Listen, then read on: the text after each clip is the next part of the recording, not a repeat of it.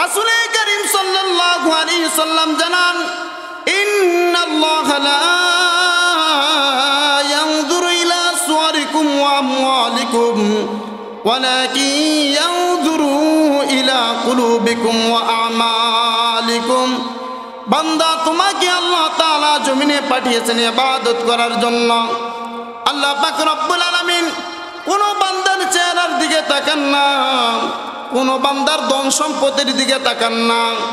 আল্লাহ পাক রব্বুল আলামিন বান্দার ইবাদতের দিকে তাকান, কলবের দিকে তাকান। কার কলবটা ভালো, কার ইবাদত ভালো। আল্লাহ পাক রব্বুল আলামিন পাঠিয়েছেন ইবাদতের জন্য। এজন্য রাসূল করিম সাল্লাল্লাহু আলাইহি ওয়াসাল্লাম বলেছেন, একমাত্র আল্লাহ তাআলা বান্দার কলবের দিকে তাকান।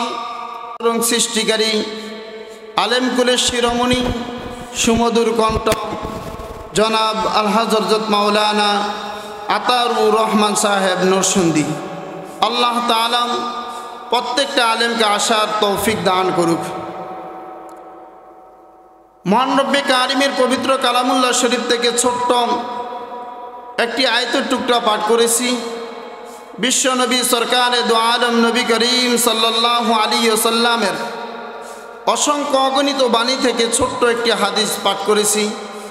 সংক্ষিপ্ত সময়ে আল্লাহ তাআলা যেন এই কোরআন এবং হাদিসের উপর দুই চারটা কথা বলা তৌফিক দান করে। আল্লাহ পাক রব্বুল আলামিন আমাদেরকে পাঠিয়েছেন এই জমিনে আমাদেরকে পরীক্ষা করার জন্য। এই দুনিয়াটা হচ্ছে একটা পরীক্ষার হল, পরীক্ষার কেন্দ্র। আল্লাহ তাআলা আমাদেরকে ছেড়ে দিয়েছেন। দুনিয়ার জমিনে যেভাবে পরীক্ষার হল কায়েম করার পরে ছাত্রদের হাতে প্রশ্নকে তুলে ধরেন, দেওয়ার পরে বলেছে যে তোমার যা মন চায় তাই তুমি এখান থেকে লিপিবদ্ধ করো, তুমি লিখে ফেলো। কোনো ছাত্র যদি চায় বসে বসে তার মূল্যবান প্রশ্নগুলোর উত্তর দিবে, সে পারে। আর কোনো ছাত্র যদি চায় বসে বসে সে গোড়ার মাথা আটিশ করবে, সেটাও পারে। এখানে তাকে বাধা দেওয়ার কেউ নেই, কেননা এটা তার ব্যক্তিগত একটা জীবন। আল্লাহ তাআলা হুবাহুব আমাদেরকে এই জমিনে পাঠিয়েছেন পরীক্ষার হলে। তোমাকে একটা বিবেক দিয়েছি আমি, আল্লাহ তাআলা তোমার উপরে কোরআনকে অবতীর্ণ করে দিয়েছি। রাসূল করিম সাল্লাল্লাহু আলাইহি ওয়াসাল্লাম তোমাদেরকে ইসলামের পথে আহ্বান করেছে, রাসূলের পরে সাহাবে কেরাম করেছেন। এইভাবে আস্তে আস্তে এই পর্যন্ত এসেছে। আল্লাহ তাআলা তোমাদেরকে একটা সুস্থ মস্তিষ্ক দান করেছে, তোমাদেরকে এখানে পরীক্ষার কেন্দ্রতে পাঠিয়েছে, তোমাদের মূল্যবান পরিচয়টা দিয়ে যাও। এজন্য আল্লাহ তাআলা জানান, الذي خلق الموت والحياة ليبلوكم أيكم أحسن عملا। ভাইয়েরা আমার, বন্ধুরা আমার, মহান রব্বে কারীম মহাগ্রন্থ আল কোরআনে জানিয়ে দিলেন, الذي خلق الموت والحياة ليبلوكم أيكم أحسن عملا।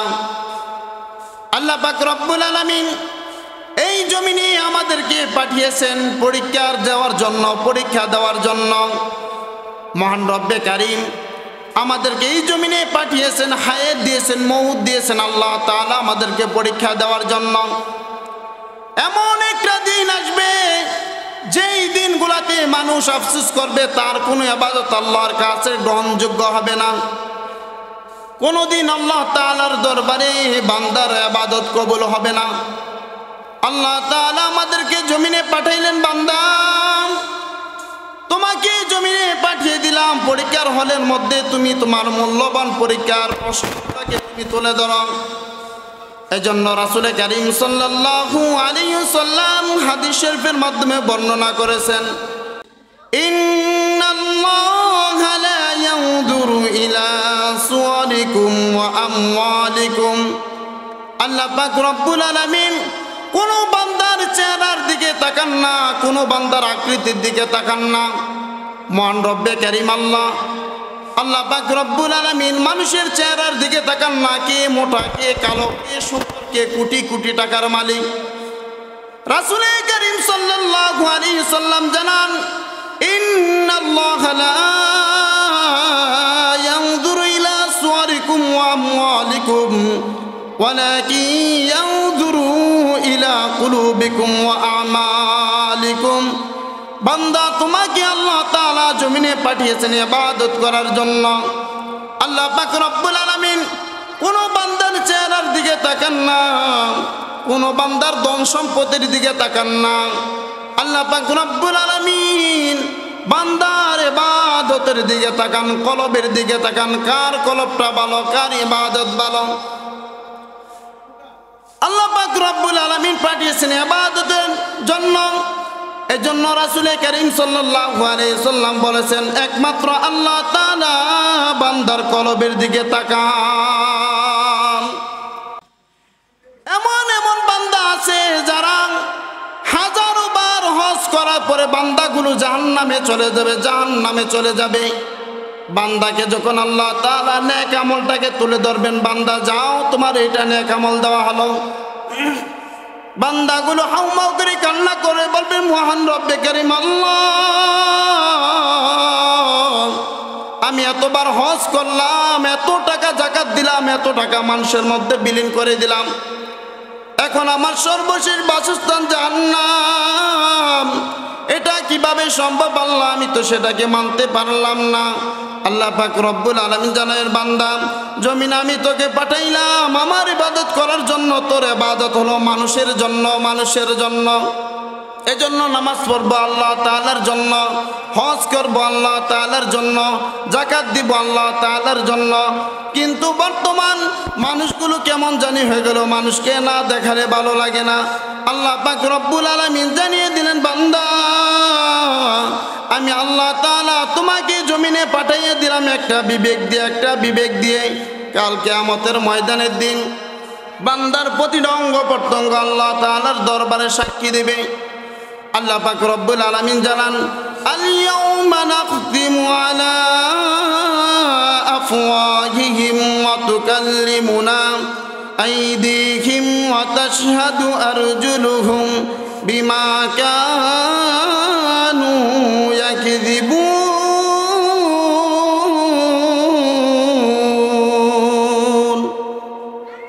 বান্দা তুমি যত ইবাদত করো না কেন, তুমি যত কাজ করো না কেন, তুমি রাতের অন্ধকারে তুমি গুনাহ করে ফেলেছ, তুমি দিনের আলোতে করেছ, তুমি আবদ্ধ অবস্থায় করেছ। আল্লাহ পাক রব্বুল আলামিন জানান আল-ইয়াউমা নাখতিমু আলা আফওয়াহিহিম, বান্দা এমন একটা জমিন রেখে দিয়েছি আল্লাহ তাআলা জানান আল-ইয়াউমা নাখতিমু আলা আফওয়াহিহিম ওয়া তুকাল্লিমুনা আইদিহিম ওয়া তাশহাদু আরজুলুহুম বিমা কানু ইয়াকসিবুন। কাল কিয়ামতের ময়দানের দিন আল্লাহ তাআলা বান্দার জবানের মধ্যে মোহর লাগিয়ে দিবে, তার অঙ্গ প্রত্যঙ্গ সাক্ষী দিবে, হাত সাক্ষী দিবে, পা সাক্ষী দিবে, তার মুখ সাক্ষী দিবে, নাক সাক্ষী দিবে, প্রতিটা অঙ্গ প্রত্যঙ্গ আল্লাহ তাআলার দরবারে বলবেন মহান রব্বে কারীম আল্লাহ, জমিনে আপনি আমাকে পাঠাইছিলেন, এই বান্দারা হাতটাকে অসৎ পথে ব্যয় করেছে, জবানটাকে অসৎ পথে ব্যয় করেছে। মহান রব্বে কারীম আল্লাহ, আপনার দরবারে আমরা আরজু পেশ করলাম, আজকে আপনার কাছে দরখাস্ত করলাম, এই বান্দাকে যতক্ষণ পর্যন্ত জাহান্নামে নিতে পারবো না ততক্ষণ পর্যন্ত আমরা তার থেকে বিচ্ছিন্ন হব না। এজন্য আল্লাহ তাআলা জানান বান্দা তোমাদেরকে পাঠাইলাম আমি আল্লাহ তাআলা আমার ইবাদত করার জন্য। আল্লাহ তাআলা অপর আয়াতে জানান ওয়ামা খালাকুতুল জিন্না ওয়াল ইনসা ইল্লা লিয়াবুদুন, আমি বান্দাকে পাঠাইলাম ইবাদত করার জন্য। জিন এবং ইনসান যারা আছে প্রত্যেকটা জিনিসকে আমি সৃষ্টি করছি বান্দার ইবাদত করার, বান্দা ইবাদত করার জন্য। আল্লাহ তাআলা বান্দাকে সৃষ্টি করলেন ইবাদত করার জন্য। সাত আসমান সাত জমিনে যা কিছু দেখা যায় আর না দেখা যায় প্রত্যেকটা জিনিস আল্লাহ তাআলা বান্দার উপকূলের জন্য সৃষ্টি করেছেন। বান্দাকে বলছেন বান্দা তুমি আমার ইবাদত করবা, আমি আল্লাহ তাআলা তোমার জন্য সব কিছুকে আমি বানিয়ে রেখেছি। গরুকে গাভীকে আমি সৃষ্টি করলাম তোমার জন্য, মোরগকে সৃষ্টি করলাম তোমার জন্য, মাছকে বানাইলাম আমি আল্লাহ তাআলা তোমার জন্য। প্রত্যেকটা জিনিস মহান রব্বে কারীম পাঠাইলেন বান্দার জন্য, আর বান্দাকে পাঠাইলেন আল্লাহ তাআলার ইবাদতের জন্য। এই জন্য মহান রব্বে কারীম অপর আয়াতের মাধ্যমে জানান, ইন্নাল্লাহা আশতারা মিনাল মুমিনিনা আনফুসাহুম ওয়া আমওয়ালাহুম বিআন্না লাহুমুল জান্নাহ। আমি মহান রব্বে কারীম ইন্নাল্লাহা আশতারা মিনাল মুমিনিনা, আল্লাহ তাআলা এই আয়াতের মাধ্যমে জানিয়ে দিলেন আমি বান্দা তোমার জান মালকে আমি আল্লাহ তাআলা ক্রয় করে নিলাম, ক্রয় করে নিয়েছি, কিনে নিলাম বান্দা। কিসের জন্য আল্লাহ তাআলা জানান, মিনাল মুমিনিনা আনফুসাহুম ওয়া আমওয়ালাহুম বিআন্না লাহুমুল জান্নাহ। তোমার আমি আল্লাহ তাআলা অঙ্গ প্রত্যঙ্গকে কিনে নিলাম বান্দা তোমাকে জান্নাতের বিনিময়ে, জান্নাতের বিনিময়ে। এটার একটা উদাহরণ হলো, যখন ছেলে সন্তান কথা শোনে না, বাবা বলে তুমি যদি আমার কথা না শোনো তোমাকে গাড়ি দিব না, তোমাকে আমি সাইকেল কিনে দিব না, তোমাকে আমি জামা কাপড় কিনে দিব না। মা বাবা বলেন তুমি যদি আমার কথা শোনো আমি তোমাকে সব কিছু কিনে দেব। আল্লাহ তাআলা জানান বান্দা হুবহুব তুমি যদি আমার ইবাদত করো আমি আল্লাহ তাআলা তোমার জন্য একটা জান্নাতকে নির্মাণ করে রেখেছি। আমি আল্লাহ তাআলা এত সুন্দর জান্নাত নির্মাণ করলাম কোনোদিন বান্দা কল্পনাও করতে পারে না। এই জন্য রাসূল কারীম সাল্লাল্লাহু আলাইহি সাল্লামের সাহাবীগণের ইবাদত কেমন ছিল, তারা দুনিয়ার পিছে ছুটে নাই, সর্বক্ষণ তারা চেষ্টা করেছে মহান রব্বে কারীমকে কিভাবে সন্তুষ্ট রাখা যায়, সন্তুষ্ট করা যায়, কিভাবে তারা আল্লাহ তাআলার ইবাদত করতে পারে। তারা ইবাদত করতে করতে নিজের খাবারকে ভুলে যায়, নিজের অবস্থাকে ভুলে যায়। রাসূল কারীম সাল্লাল্লাহু আলাইহি সাল্লামের একজন সাহাবী ছিলেন হযরতে আবু হুরায়রা রাদিয়াল্লাহু তাআলা আনহু, এমন ভাবে ইলমকে অর্জন করেছেন, ইবাদত করলেন। ওই সাহাবী ইবাদত করতে করতে নিজের খাবার সব ভুলে যায়, নিজের ফ্যামিলির কথাকে ভুলে যায়। এই জন্য তারা একমাত্র সন্তুষ্ট করার দরকার ছিল আল্লাহ তাআলাকে। এই জন্য তাদের নামে শেষে বলতে হয় রাদিয়াল্লাহু তাআলা আনহু ওয়া রাদু আন। আজকে এই নূরপুর ওয়াজ মাহফিলের আয়োজন করেছে, এখান থেকে কোরআনের আওয়াজ চলবে, হাদিসের আলোচনা করা হবে, এখান থেকে দ্বীনি আলোচনাগুলো করা হবে, মানুষ সেই আলোচনাগুলোকে শ্রবণ করবে। আর এক পার্শ্ব হচ্ছে জান্নাতের বাগান। আমার রাসূল বলেছেন যেখানে কোরআন এবং হাদিসের আলোচনা হয় সেটা হচ্ছে জান্নাতের বাগান। যেখানে দুনিয়াবি কথা হয়, যেখানে পচা গান্ডা কথা হয় সেটা হচ্ছে জাহান্নামের একটা গর্ত। এক পার্শ্বে আমাদের জান্নাতের বাগান, অপর পার্শ্বে জাহান্নামের গর্ত মেলা। ওখানে দেখেন অসংখ্য অগণিত নারীরা আজকে ওই মেলার মধ্যে ঘোরাফেরা করছে। জান্নাতের বাগান থেকে মানুষ হাসিল করবে, ইলম অর্জন করবে, দ্বীনকে শিখবে। আর ওখানে দেখেন অর্ধ উলঙ্গ হয়ে লজ্জা শরম খেয়ে নারীরা আজকে ঘোরাফেরা করছে। মা মেয়ে উভয়জন মেকআপ করে করে তারা আজকে মেলায় ঘুরছে, হাজার হাজার যুবকের দৃষ্টিকে তারা কেড়ে নিচ্ছে। আর অবশেষে যখন তাদেরকে দর্শন করা হয় তারা বলে আমাদেরকে দর্শন করা হয়েছে কেন? আল্লাহ তাআলা তোমাদেরকে একটা ইসলাম দিয়েছে, একটা ধর্ম দিয়েছে, একটা বিধানকে দিয়েছে তোমরা পর্দা করার জন্য। তোমরা সেই পর্দার বিধানকে তোমরা লঙ্ঘন করে অর্ধ উলঙ্গ হয়ে তোমরা ঘোরাফেরা করছো। কিন্তু সবচেয়ে আফসোস হয় মানুষ এত পচাগান্ডাভাবে জীবনযাপন করার পরও কেন জানি তারা আলেম বিদ্বেষী হয়ে যায়। একজন আলেম কখনো সে লাভে টাকা লাগায় না, সে কখনো সুদে টাকা লাগায় না। একজন আলেম কখনো গাঁজা খায় না, একজন আলেম কখনো সিগারেট খায় না, একজন আলেম কখনো মানুষের সাথে ঝগড়া করে না, একজন আলেম কখনো মানুষের হককে আত্মসাৎ করে না, একজন আলেম কখনো মানুষকে গালমন্দ দেয় না। তারপরে কেমন জানি মানুষগুলো আলেম বিদ্বেষী হয়ে যায়। যেই ব্যক্তি সুদ খায় ওই হারামি আলেমকে গালমন্দ করতে, হ্যাঁ সাহস পায়, যে ব্যক্তি সুদে টাকা লাগায়, যে ব্যক্তি জানা করে, যে ব্যক্তি চুরি করে, যে দান্দামি করে, যে টেন্ডারবাজি করে, ওই এমন নাফরমান বান্দা, এমন নাফরমান বান্দি ওলামে কেরামকে নিয়ে সমালোচনা করে। এজন্য আল্লাহ তাআলা পবিত্র কালামুল্লাহ শরীফের মাধ্যমে জানান, ওয়াইবাদুর রহমানিল্লাযীনা ইয়ামশুনা আলাল আরদি হাওনা ওয়াইযা খাতাবাহুমুল জাহিলুনা ক্বালু সালামা। আল্লাহ পাক রব্বুল আলামিন জানান, ওয়াইবাদুর রহমান, রহমানের বান্দা কারা? বলছেন রহমানের বান্দা হলো ওই সমস্ত ব্যক্তিরা আল্লাযীনা ইয়ামশুনা আলাল আরদি হাওনা, যারা জমিনের নম্র ভদ্রভাবে চলাফেরা করবে, অহংকার মুক্ত জীবনযাপন করবে, তারা হলো রহমানের বান্দা। ওয়াইদা খাতাবাহুমুল জাহিলুনা ক্বালু সালামা, ওই বিনয়ী বান্দাগুলা যখন জমিনে চলাফেরা করবে তখন কিছু জাহেল আছে, কিছু মূর্খ আছে, কিছু ধর্ম ব্যবসায়ী আছে, তাদেরকে খিতাবি নাম ধরে ধরে ডাকে।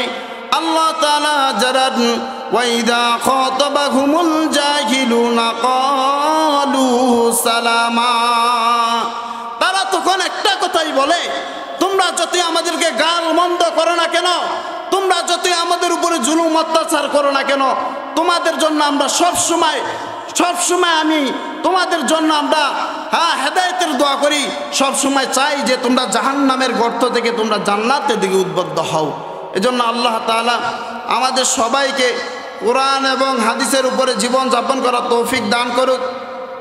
আজকের মাহফিলটা হচ্ছে গ্রামবাসীর জন্য। আজকের মাহফিল এই প্যান্ডেলটাকে সাজিয়েছে, আজকে আছে, আগামীকাল থাকবে না। একদিন আমরা জমিনে ছিলাম না, আল্লাহ তাআলা আমাদেরকে পাঠিয়েছেন, এমন একদিন আসবে আমরাও থাকবো না। হুবাহুব আমাদের জীবনের সাথে এটা মিচিং হয়ে গেছে। বরঞ্চ আমরা সবাই আজকের মাহফিলে চলে আসি, দিনী আলোচনাগুলোকে শুনি। ওয়া আখিরি দাওয়ানা আলহামদুলিল্লাহ।